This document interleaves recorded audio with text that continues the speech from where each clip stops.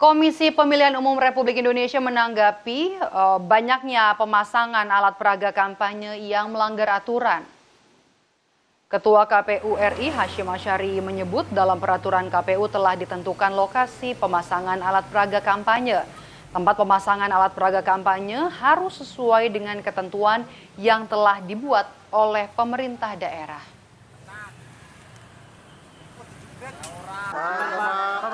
Ini berarti kan kemudian harus dicek apakah pemasangannya sesuai atau tidak dengan tempat yang sudah ditentukan oleh pemerintah daerah setempat. Jadi cara membacanya tidak langsung di Undang-Undang Pemilu atau di peraturan KPU, karena di Undang-Undang mau peraturan KPU menentukan tempat-tempat yang dapat digunakan untuk pemasangan alat peraga kampanye itu menyesuaikan atau berdasar kepada ketentuan yang dibuat oleh pemerintah daerah setempat. Maka kemudian evaluasinya apakah penempatan atau pemasangan APK sesuai atau tidak, rujukannya adalah peraturan daerah setempat. Ketua Bawaslu RI meminta Bawaslu daerah untuk bisa memperhatikan pemasangan alat peraga kampanye yang jadi buntut adanya insiden kecelakaan yang menimbulkan korban luka maupun jiwa. Untuk itu, Bawaslu akan bekerja sama dengan Pemda setempat untuk segera menertibkan alat peraga kampanye yang dinilai menyalahi aturan hingga membahayakan pengendara.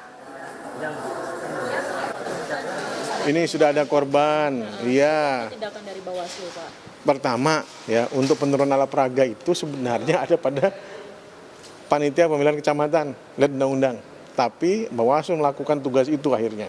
Kenapa tidak ada lagi yang menurunkan? Satpol PP kadang-kadang nggak mau, hanya kami yang turunkan. Dan kalau terlalu banyak juga, exhausted juga teman-teman. Oleh sebab itu, kami terus akan berkoordinasi dengan Satpol PP. Kami misalnya di beberapa Pemprov juga akan berkoordinasi kembali, terutama tentang pemasangan alat peraga yang tidak pada tempatnya dan membahayakan.